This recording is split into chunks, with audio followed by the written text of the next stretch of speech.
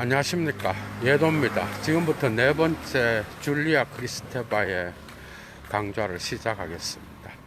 오늘의 주제는 절대적인 것과 내버려진 것 이라고 하는 제목으로 강좌를 열겠는데, 이건 역시도 크리스테바의 미학적 통찰이 주로 강력하게 나타나 있으며 어느 정도 사유가 무르익었다라고 할 수 있겠죠. 그게 바로 공포의 권력, 그죠? 아브젝시옹에 대한 실론이라는 부제를 달고 있는 이 작품에 나타나 있는데, 80년대 작품이죠.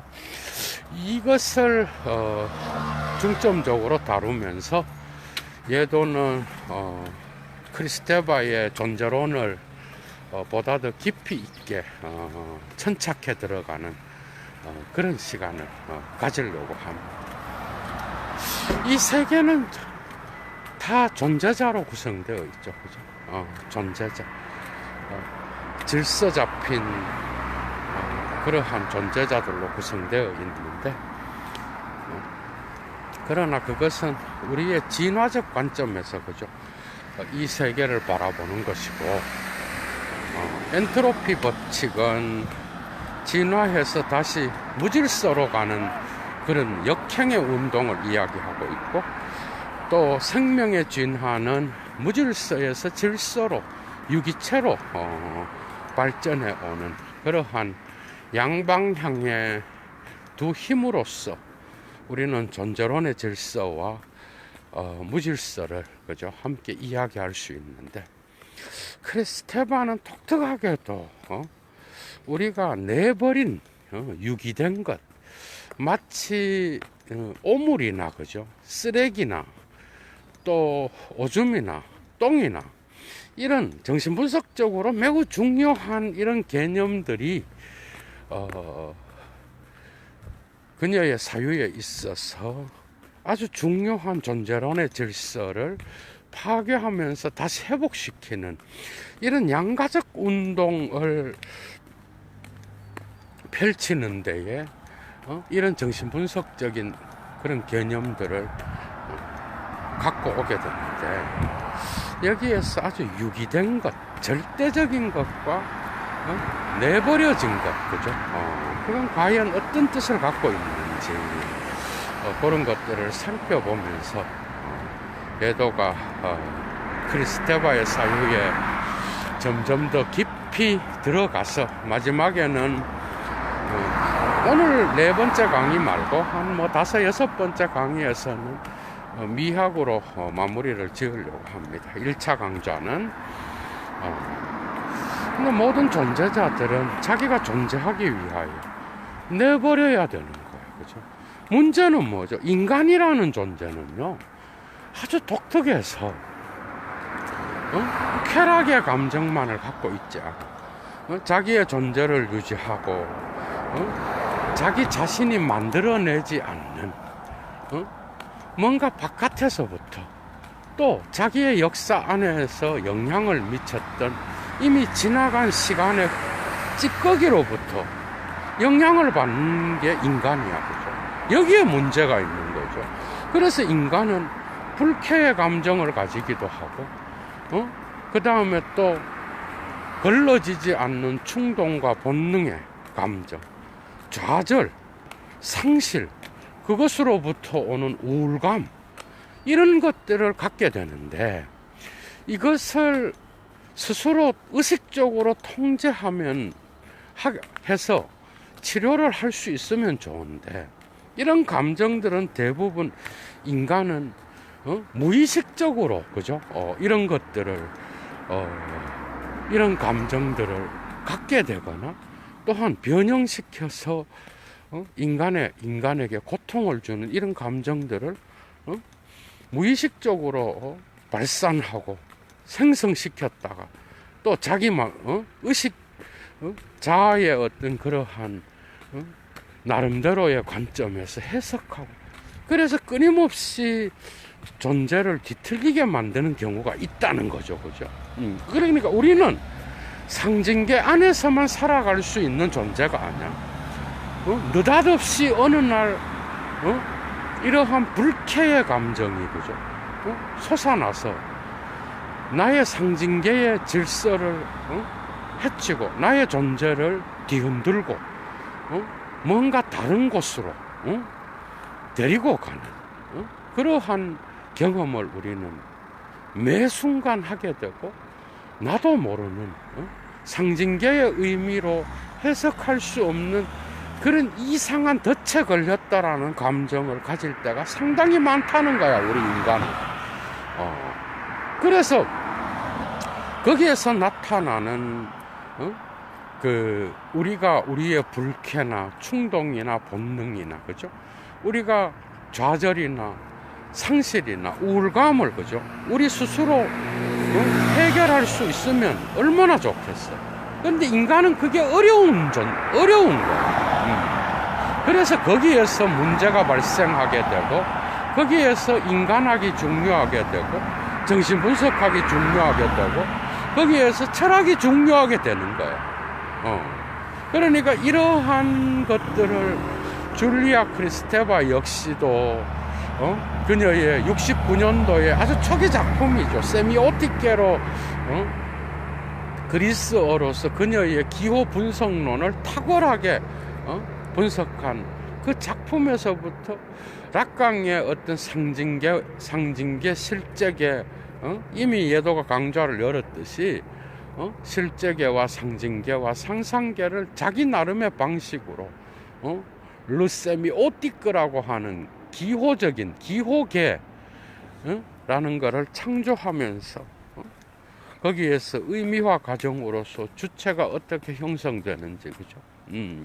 시니피엉스라고 하는 그런 개념들을 산출하면서 그것을 74년도에 국가 박사학위 논문에서 적용시키잖아요. 문학의 어떤 시문학적인 그러한 양식에다가, 그죠?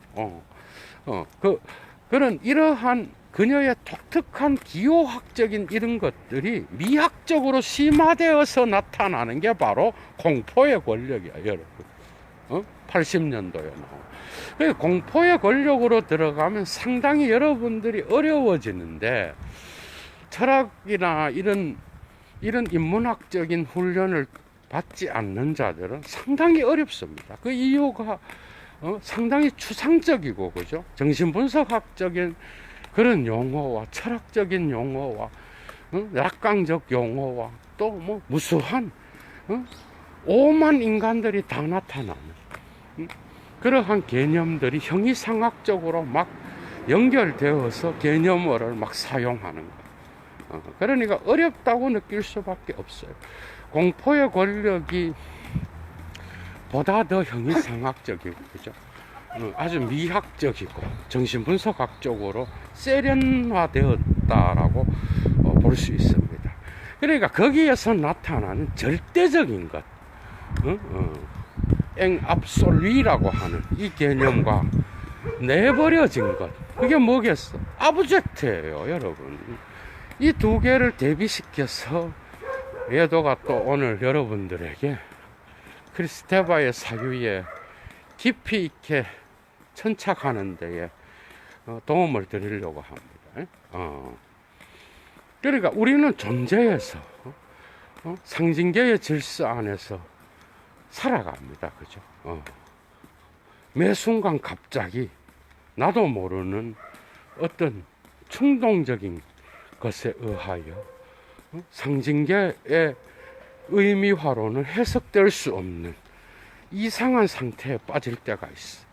무의미의 상태라고 할 수도 있고, 또 뭔가 내가 이 세계의 상징계의 질서 안에 일상이나 나의 삶에 발을 디디고 있지만은 내가 뭔가 내 안이 아닌 내 바깥에 뭔가 다른 특정한 장소를 결정할 수 없는 그런 곳에 내가 있다라는 느낌을 들 때도 있어. 여러분, 이거는요, 철학 형이상학이고 무슨 뭐 이론이 아니야, 여러분. 우리가 실제로 경험하는 거예요. 나는 분명히 매 순간 어딘가를 걷고 가고 있는데 상징계 안에서 해석될 수 없는 이상한, 내가 내 바깥에 있다라는 느낌을 가질 때가 상당히 많아. 그죠? 이런 바깥으로, 내 자신의 바깥으로 나가서, 그죠? 나를, 규정할 수 없는, 그래서 주체가 망가져 버리는 그러한 허물어진 상태 안에서 나는 온데간데도 없고 무의미의 바깥의 지경, 그죠? 아닌 바깥에 놓여 있다라는 생각을 가질 때가 상당히 많다랍니다. 그게 왜 일어날까? 그런 것들. 그래서 매 순간 존재를, 그리고 때때로 존재를 위협하면서 다가오는 어떤 힘이 있다라는 거예요. 그 힘이 바로 다른 게 아니라 아브젝트예요, 여러분. 그러니까 아브젝트는 어떤 특정한 충동이라든지 원초적 감정이라든지 이런 거에 의하여 나의 존재 질서를 파괴하면서 들어오는 욕망과 같은 거야, 여러분. 그런데 이 욕망은 락강이 말하는 상징계의 질서에 대지어죠, 그죠? 불어로 이 상징계의 질서 안에서 타자들에 의해서 형성되는 그런 주체의 욕망과는 거리가 먼, 이미 오이디푸스 콤플렉스 이전에 어머니와의 합의를 통하여 어머니의 몸에서 느끼는, 그죠? 그러한 원초적인 욕망인 거예요. 그러니까 이거는 크리스테바의 독특한 어떤 그러한 철학적 개념인데, 이게 기호적인 거죠, 여러분. 이런 것에 의하여 나의 어떤 상징계의 질서가 해체되는 경험을 하는 거예요. 상징계는 그냥 우리가 살아가는 그러한 사회고, 우리가 살아가는 일상이고, 우리가 교육받고, 배고프면 식당에 가 밥 먹고, 우리 일상이에요. 언어로 다 기호화되어 있는, 상징화되어서 특정한 의미 체계가 형성되고 일관성이 있는 거야, 상징계는. 일관성. 아주 중요한 거죠. 상징계의 기호는 일관성이 있어야 의미가 통용되는 거죠, 그죠? 그것을 해치고 들어와서 그 상징계의 질서를 유린하고 불안하게 하고 뭔가 안정성을 위협하는 거예요. 위협적인 걸로 다가오는 거예요. 이해가 돼요? 이 위협적인 것이 다가오면 초자와 협력하여 자아는 이것을 바깥으로 유기시켜버려요. 내버려 버립니다, 여러분. 이해가 되죠? 거기서 아브젝트가 일어나. 그러니까 바깥으로 내버리고 배출해버려. 그게 뭔지요? 그러한 바깥으로 내버릴 수 있는 힘으로서 나타나는 게 뭔지 알아요? 그게 바로 압솔루입니다. 절대적인 것이. 그게 절대적인 것은 신적 절대라든지 신성함의 절대성, 그 다음에 헤겔이 사용하는 압솔루트의 개념이 아니야. 그러니까 공포의 권력에서 나오는 절대적인 것은 뭔가 하면은 사회적 금기입니다. 사회적 금기로서 이 사회 질서를 유지하기 위하여 의미 체계 안에 특정한 기호계적인 것을 해석하여서 상징계 안에 편입된 금기의 질서 체계인 거예요. 이 절대적인 것, 이거 안 되는데? 이러면서 이런 충동이 일어나면 이 잃어버린 어머니와의 연합 상태, 그죠? 이 원초적 욕망이 들어오게 되면 인간은 그것을 초자아와 결합하여 사회적 금기라고 생각하는 것이니까 그것을 바깥으로 유기하고 배설해버리는 거예요. 그 바깥으로 유기된 것이 아브젝트예요, 여러분. 그러니까 절대적인 것은 상징계의 주인인 초자아, 대타자와 결합하여 자아가 자기 자신 안에 있는 욕망의 덩어리, 뭐 물질성, 더러운 것, 그 다음에 도무지 상징계에서는 받아들여질 수 없는 금기예요. 이런 것들을 내버리는 거예요. 그래서 절대적인 것에 의하여 힘을 받아서 자아는 초자아의 명령에 따라서, 대타자의 명령에 따라서 이러한 끔찍하고 혐오스럽고 뭔가 상징계에서는 금기로 여겨지는 것들을 다 바깥으로 배설하는 거예요. 그러니까 아브젝트는 뭐냐? 아브젝트는 이러한, 그죠? 이러한 뭐야? 자아가 대타자의 명령에 따라서 연합하여, 그죠? 자기 바깥으로 유기시킨 거야. 아브젝트는, 그죠? 그래서 상징계에서는 도무지 이러한 것들을 받아들일 수 있는 공간이 없는 것처럼 느껴지는 거야. 그래서 바깥이라는 개념이 중요하게 나타납니다. 거기서 그거는 또 따로 강좌를 열어서 세밀화시켜야 될 부분인데, 그래서 이 자아를 상징계에서 다른 곳으로 데리고 가. 여러분들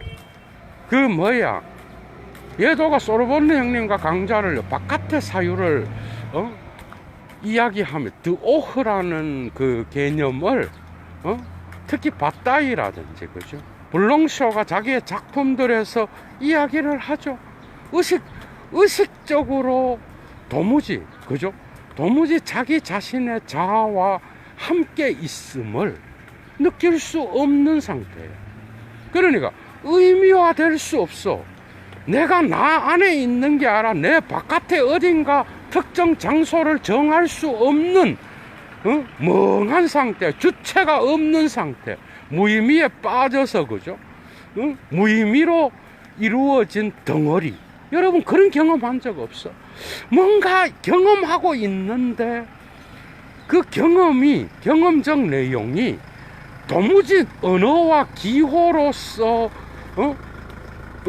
기의에 의하여 붙잡혀지지 않는 그러한 것들을 경험한 적이 있죠, 여러분도. 오늘도 경험해. 그 말로 못하니까 그냥 놓쳐버리는, 아이 뭐야 이게 이러면서 그런 거. 그런데 위대한 예술가들과 문인들은 문학가죠. 특히 공포의 권력에서는 전위적 예술가인 문인들을 시적 언어의 혁명에서는 말라르메와 로트레아몽이 중요하죠, 그죠? 여기서는 도스토예프, 예도가 좋아하는 도스토예프스키, 그 다음에 또 아르토, 이런 작가들, 그 다음에 말라르메 또 나옵니다. 로트레아몽도 나와요. 그런데 거기에 도스토예프스키도 나타나. 이런 작가들은 이러한 절대적인 것이 초자아와 결합하여 자기의 바깥으로 유기시키고 내버리고 없애버리려고 했던, 그죠? 그런 혐오스러운 것 위에서 글을 썼다고 그러거든요. 나중에 숭고라는 숭고의 개념, 르시플리머 라고 하는 이 개념으로 나중에 나가면서 나타나는데, 그러니까 그의 미학은 뭐죠? 내버려진 것에 의한 충동의 덩어리, 또 무의미의 덩어리, 그것에 의하여 사실은 이 혐오스러운 것이 나중으로 가면서 대변혁을 일으키게 돼요, 여러분. 그러니까 더럽고 상징계에서 받아들여질 수 없는 이 욕망의 덩어리, 이미 유아기 이전에 어머니와의 어떤 몸을 통해서 연합을 통해서 느꼈던 태고적 잃어버렸다고 생각하는 이 원초적 충동의 감정이 그죠? 매 순간 새롭게 나타나는 거예요. 그래서 상징계에 있는 자아는 이 뭐야 이러면서 그 사회가 금지한 아버지의 이름이 금지한 것을 정화시키는 거야. 이 뭐야 이러면서 바깥으로 배출시키는 거야. 거기서 끝이 아니라는 거예요. 그런데 그래서 처음에는 위협적인 거야. 뭐가? 아브젝트가 위협적이고 혐오스럽고 무시무시한 것으로서 나타나. 왜? 우리는 상징계의 질서에 훈련되어서 살아가는 존재들이야. 그죠? 그런데 어느 순간 이것이 갑자기 어느 순간에 원초적 충동으로서 나타나서 이 질서 안으로 들어오지가 않는 거야. 내버려서 끝이 아니라 그것은 그 괴물과 같은 거예요, 여러분. 여러분들이 이 세계를 집이라고 생각해봐. 그죠? 이 세계에 호젓한 집에서 안락한 삶을 영위하는 거, 그 상징계예요. 거기에서 가부장적인 아버지의 이름에 의하여 질서 잡혀진 세계 안에서 사는 거야.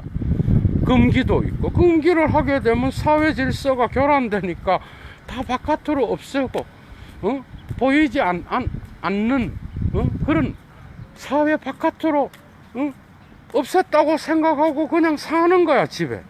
그 어느 순간에 이 존재론의 질서 안으로 괴물이 딱 나타나는 거야, 여러분. 그 생각해봐. 그러면 그 괴물은 뭐 혐오스러운 거야. 여러분들의 욕망이나 여러분들의 원초적인 욕망은요, 사회적 질서 안에서 드러내는 자는 아무도 없어요. 이해가 되죠?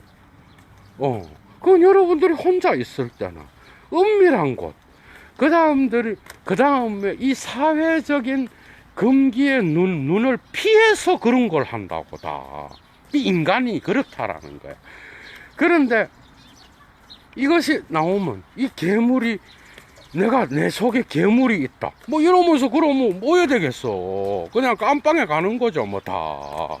그래서 이 금기를 다 지키고 살아가잖아, 우리는. 그죠? 그게 상징계의 질서인 거예요.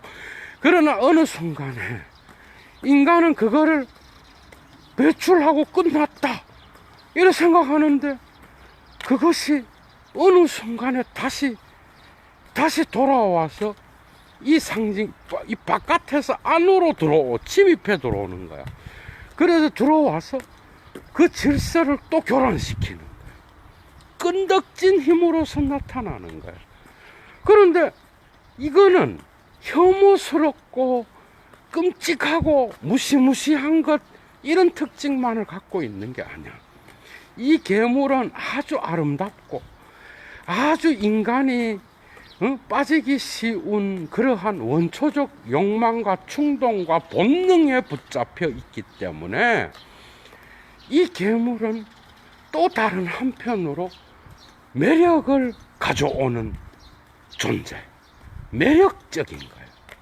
그러니까 매력에 의하여 다시 한번 배출하면서 축출하고 상징계의 질서에서 내버리면서 다시 눈으로 돌리면서 저게 뭘까 이러면서 끌리는 거야. 강의가 잘 되고 있어. 이게 바로 아브젝트예요, 여러분. 이게 그러니까 절대적인 것과 절대적인 것이 뭐야? 대타자야. 대타자고 뭐야? 자아에게 명령을 내리는 락강적으로 말하면 대타자. 프로이트적으로 말하면 초자아입니다. 위벌 이희야. 이 초자아의 대립극으로서 나타나는 게 바로 뭐죠? 아브젝트예요. 그죠? 이 두 개가 상징계의 절대적인 것과 뭐야? 그게 우리의 존재로는 보이지 않게 무의식적으로 무의식적으로 보이지 않게 우리의 존재론을 유지시켜 주는 게 뭐야? 이 상징계적인 것과 기호계적인 것에 싸움이 일어나. 다시 말하면 절대적인 것과 내버려진 것, 곧 절대적인 것과 다시 말해서 내버려진 아브젝트가 서로 싸우면서 존재론의 어떤 그 영역, 대문자 생볼리크를 구성하는 거야. 이 두 개의 싸움의 상태가 뭔지 알아요. 그래서 나의 안정적 존재가 위협을 받는 이 대립적 상태가 바로 아브젝시용이야, 여러분. 이해가 돼요? 그러니까 혐오스러운 것이라고 생각을 했는데 나에게 매력으로 다가오는 거야. 어린아이가 아버지에 대해서, 그죠? 프로이트가 말했듯이 아버지에 대해서 엄청난 공포를 느껴. 그런데 그 아버지에 대해서 또 존경심을 갖고 있어. 이 양가성, 앰비발렌츠, 암비발렌츠, 앰비벌런스가, 그죠? 나타나는 거야. 그 아브젝트는 이중성을 가진 거야. 그러니까 내 존재를 위협하고, 내 존재를 매 순간, 위협하면서 나의 질서를 어지럽히는 못된 괴물로서 다가와. 그런데 그것이 상당히 매력적으로 나의 무의식을 구성하는 힘인 거야. 이제 이 4개 강좌 듣고, 크리스테바 책을 한번 읽어보면 훤하게 들어올 겁니다, 여러분. 이 핵심적인 것들을 다 알아야 되는 거예요. 그래서 이제 내버렸다라고 생각하고 끝났다 이래 생각하는데 또 나타나는 거야, 또. 그런데 나중에는 보니까 이것이 의식적인 생볼리크의 세계 안에서 주체의 눈으로 보니까 이것은 내버려져야 될 것인데, 사실은 그 자아의 무의식을 구성하는 힘으로써 오히려 상징계를 유지시켜주는 그런 존재인 거예요. 그래서 아감벤의 호모사케르 같은 사회학적 개념과 같이 갈 수 있는 거예요. 물론 이것은 사회적 개념으로서 사용하기보단 자아와의 관계에서 사용하지만, 어쨌든 상징계라는 건 사회적인 특징을 갖고 있잖아, 그죠? 그 점에서 같이 가는 거예요. 그러니까 존재론의 질서를 유린하고 해체하고 없애버리는 거라고 생각하는 이게, 그죠? 오히려 존재론의 질서를 유지시켜주는 그러한 힘으로써, 그죠? 우리에게 다가온다라는 거. 이것도 아주 독특한 크리스테바의 어떤 이론이라고 볼 수 있습니다, 여러분. 그러니까 우리가 생각해 볼 때 이 크리스테바의 어떤 뭐라 그러나, 얘도가 이 꽃 앞에 지금 저걸 보고 있어. 너무 아름다운 벌들과 생물들이 있어서 잠시 멈춰서 이렇게 나뭇가지에 놓여있는 미학적 구조를 지금, 형상들을 감상하고 있어. 그래서 정말 아름답네. 그래서 이것을 나중으로, 그래서 처음에는 막 되게 더럽고, 여러분들의 욕망을 의식해봐. 막 상당히 혐오감을 느끼잖아. 내가 이런 존재가 아닌데, 얼른 내버려버린단 말이야. 똥과 같은 거야. 이건 뭐야? 그러면서 내버려버리고 그냥 스쳐 지나갔는데, 다시 보니까 상당히 괜찮네. 나를 이끌어가는 거야. 무의식적 충동으로서 이끌림을 받는 거야. 이 두 개의 얼굴, 혐오와 매력으로서 다가오는 이 두 개의 얼굴을 가진 이 괴물은 사실은 바깥에 놓여 있는 것이지만은, 책을 계속 읽어 가다 보면은 마치 상징계의 질서를 유지시켜주고 여기에 혁명을 가해서 그 구조를 변형시킬 수 있는 그러한 원초적인 변혁의 혁명의 어떤 숭고, 나의 존재를 승화시키는 그러한 힘으로서 나중에 작동하게 되는 게 바로 이 아브젝트의 개념이에요, 여러분. 그래서 나중에 결론 부분에서는 결론이 아니라 이 아브젝시옹의 설명의 마지막 부분에서는 뭐죠? 크리스테바가 바로 승화의 이론을 갖고 오는 거야, 승화.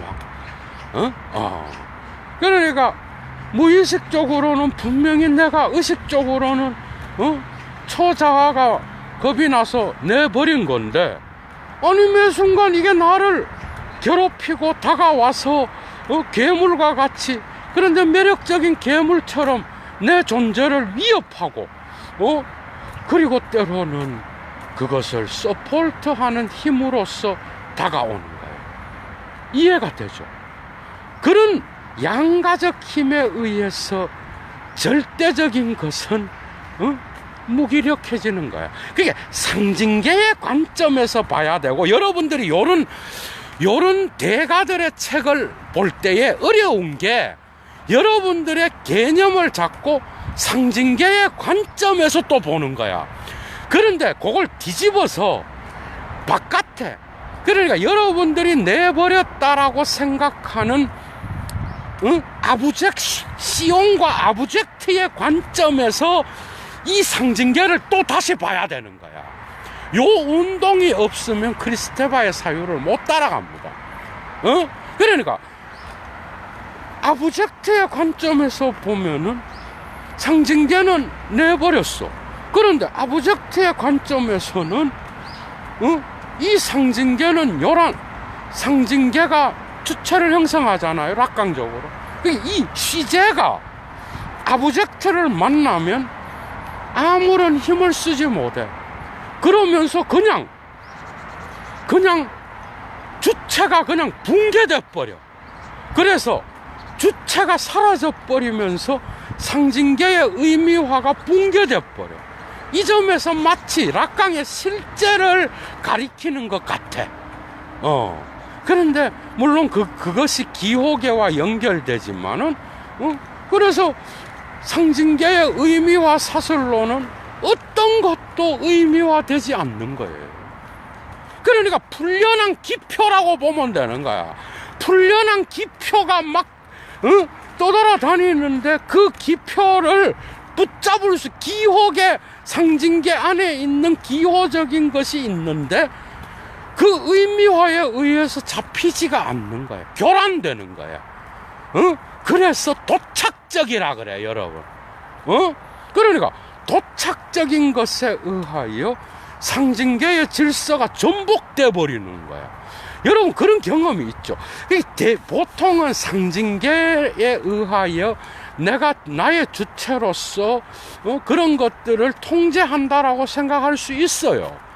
그런데 이러한 감정, 이런 아브젝트의 상태에 빠진 인간은 우리 다죠, 뭐. 모든 존재자지. 모든 인간의 존재는 이 아브젝트에 빠진다고. 빠져서 그때는 뭐가 돼? 이제 바깥에서 봅시다. 아브젝트가 유기돼 갖고 바깥으로 밀려났어. 이 바깥의 공간은 무의미의 공간인데 절대 무의 공간이 아니야. 알았어요? 무의 공간이 아니라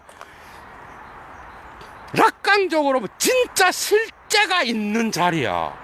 그런데 물질적이고 생물학적이고 손으로 잡으면 잡힐 수 있는 실제의 세계, 그러나 상징계에 의해서 축출된 대상인 거야. 이해가 돼요? 그게 바로 아브젝트야. 축출된 대상이야.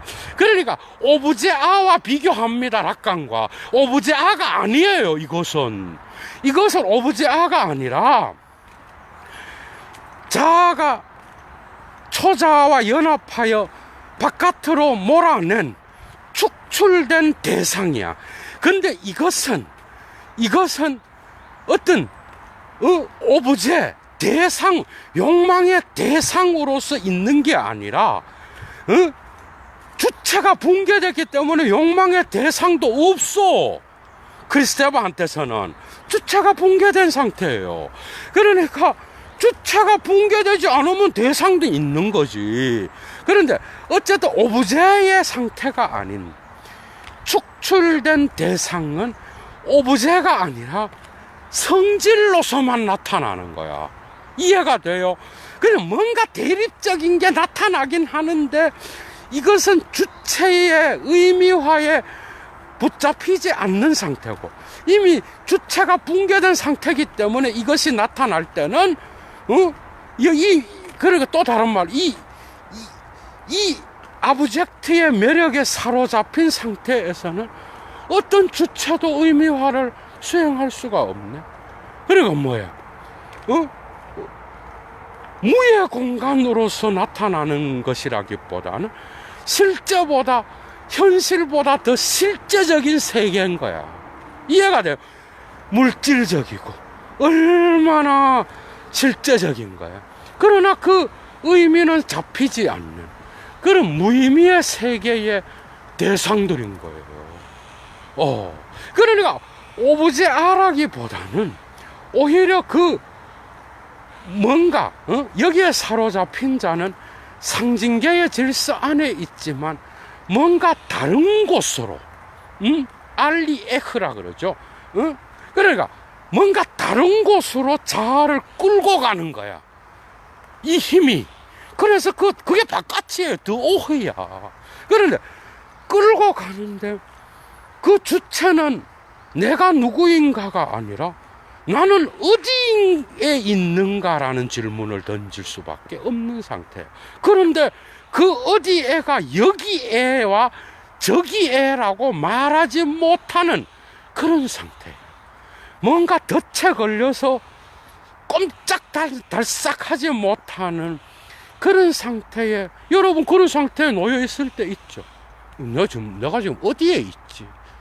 이 장소를 내가 입으로 말할 수는 있지만 나의 존재의 감정이 뭔가 이러한 끔찍하고 혐오스럽고 내버려진 것에 의해 붙잡히게 되었을 때 이 언어로 뭔가 내가 여기를 지정할 수 없는, 내가 내 바깥에 나가 있는 듯한 이상한 그런 상태에 놓여지게 되면서 이 상징계의 질서는 해체돼 버리는, 파괴돼 버리는, 이러한 이걸 여러분 뭐라 그러겠어요?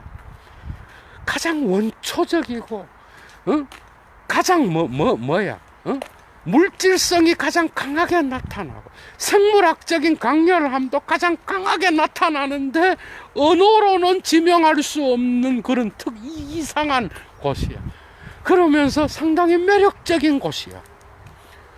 그 다른 곳에서 내가 있으면서 이 상징계의 질서는 나에게서 탈은폐돼 버리는 거야. 마침 하이데거를 연상시켜요. 없어져 버리는 거야. 파괴돼 버리는 거야. 그러나 결국은 그 안에 있는 거예요. 이게 독특한 거야. 그 세미오틱계는, 락강은 뭐야? 이 상상계는 우리가 되찾을 수 없는 걸로 본 거예요. 어머니와의 그 욕망의 세계는 내가 다시 그걸 회복할 수 없어. 이미 지나간 거야. 그런데 락강과 다른 게 뭐야? 크리스테바의 사유는 이 기호적인 것, 그리고 또 락강과 거울 단계 이전의 것을 말하는 거야. 코라의 상태야, 여러분. 혼돈의 상태를 말하는 거야. 원초적인 상태야. 어머니의 자궁과 더불어서 나타나는 세계. 그래서 유아가 생후 6개월부터 18개월까지의 거울 단계를 지나기 이전에, 그래, 거울 단계를 통하여 자아를 형성하기 이전의 단계인 거야. 이 기호적인 것이 상징계 안에 있다라는 거야, 여러분. 이 바깥은 단지 주체의 의식 상태를 표현하기 위해서 이야기하는 것일 뿐이에요. 이해가 되죠? 이런 것들을 잘 읽어내야 여러분들이 공포의 권력을 이해할 수 있습니다. 여러분. 그런데 뭐라 그래? 아르토와 도스토예프스키와 말라르메와 로트레아몬과 이러한 위대한 문인들은 이런 아브젝트의 상태, 모든 위대한 예술가들은 이런 아브젝트의 상태에서 글을 썼다 그래요, 여러분. 이해가 돼요? 저는 뭐 이 크리스테바의 아브젝트란 말을 하지 않았지만 곳곳에서 이런 얘기를, 특히 미학에 대한 글과 페북에서 곳곳에서 이런 얘기를 했었습니다. 이미 몇 년 전부터. 그죠?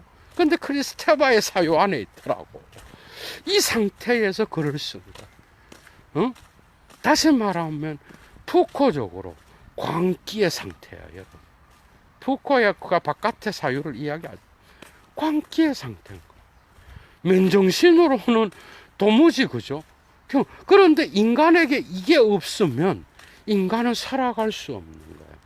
인간을 더 숭고한 단계로, 존재론적인 숭고로, 르시플리머로 옮길 수 있는, 더 서블라임으로 옮길 수 있는 그 힘이 바로 이 아브젝트라는 거예요, 여러분. 그래서 이 양가적인 걸 잘 읽어야 됩니다. 분명히, 그러니까 뭐야?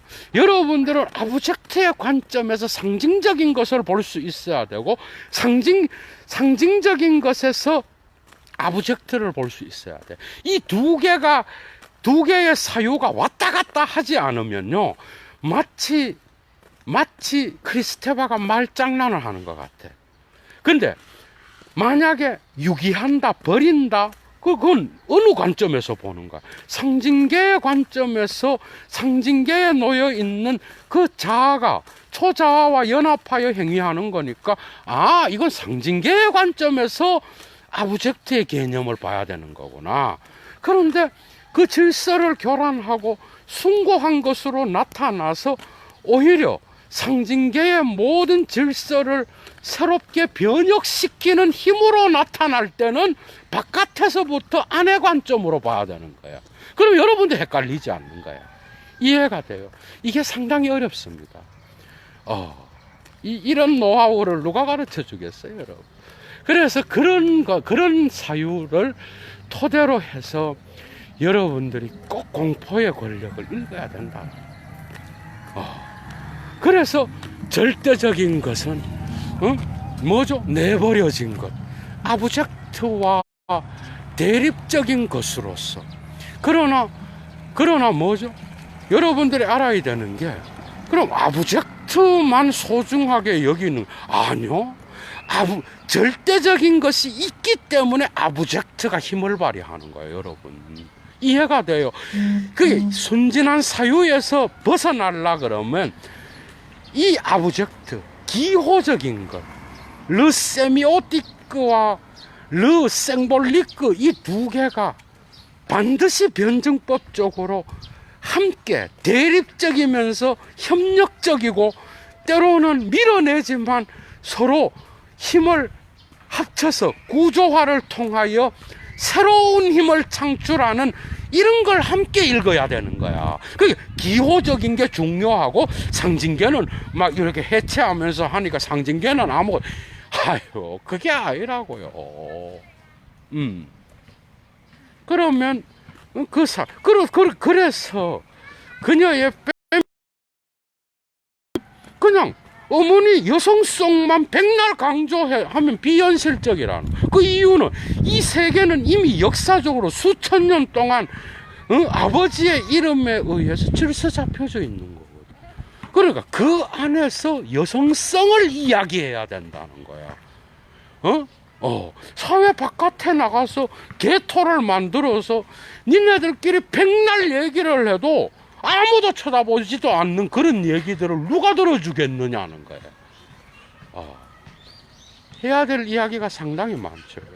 근데 오늘 강좌, 네 번째 강좌는 이 절대적인 것과 내버려진 것을 이야기하면서, 그죠? 여러분들이 조금 더 이 공포의 권력, 그러니까 69년도에 세미오틱로부터 출발해서 시적 언어의 혁명을 거쳐서 공포의 권력에 이르기까지 이 세밀화된 그녀의 사유의 존재론을 이해하기 위하여 이 두 개가 어떻게 기능을 하면서 그녀의 사유 그리고 그 크리스테바가 말하는 철학적 세계가 어떻게 구성되는지 점점 심화에 들어가면서 예도가 지금 그죠? 강좌를 여는 거죠. 그죠? 그러니까 코라가 나타나면서 이 코라적인 것은 뭐죠?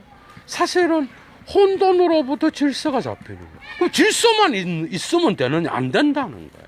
우리의 존재의 힘이 사라져 버리는 거죠.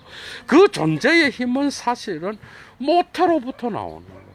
가이아로부터 우라노스와 그 다음에 또 땅의 어떤 신들이 나오듯이 지하의 신들과 그 가이아로부터 가이아가 우리가 해결하여서 어렸을 때 오이디푸스적 욕구와 아버지 거세공포증에 의하여 잃어버린 그게 아니라 그 힘이 매 순간 우리의 존재를 위협하는 힘으로서 상징계 안에 놓여 있다라고 본 거예요. 결국은 그게 그 바깥은 주체의 어떤 그걸 설명하기 위해 상징계가 자기 자신을 바깥으로 원초적인 것을 바깥으로 밀어낸다는 관점에서 바깥을 이야기하는 거예요.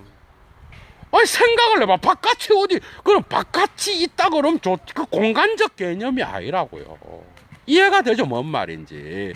우리가 상징계의 질서 안에 살면서 바깥에 있음을 우리는 느낀다는 거야. 우리가 그럼 어디 가서 살아? 지구가 다 상징계로 질서 잡혀져 있는데. 이해가 되죠? 그런 것들에 대해서 예도는 다섯 번째 강좌에서 바깥의 사유라는 제목으로 드오흐라는 제목으로 따로 또 강좌를 열겠습니다. 거기에서 플라톤의 티마이오스의 개념, 그러니까 시적 언어의 혁명에서도 이미 나타난 이런 것들과 연결하면서 코라 개념과 그죠? 담론의 개념, 그 다음에 또 밤, 우리가 갖고 있는 다양한 무의식의 어떤 기호들을 통하여 이 바깥이 어떤 무의미의 세계인지 이런 것들을 아마 오늘 벌써 네 번째 시간이 다섯 번째 시간에서 따로 또 다루도록 하겠습니다. 재밌었죠, 여러분? 예도는 물러갑니다. 좋은 주말 보내십시오. 주스.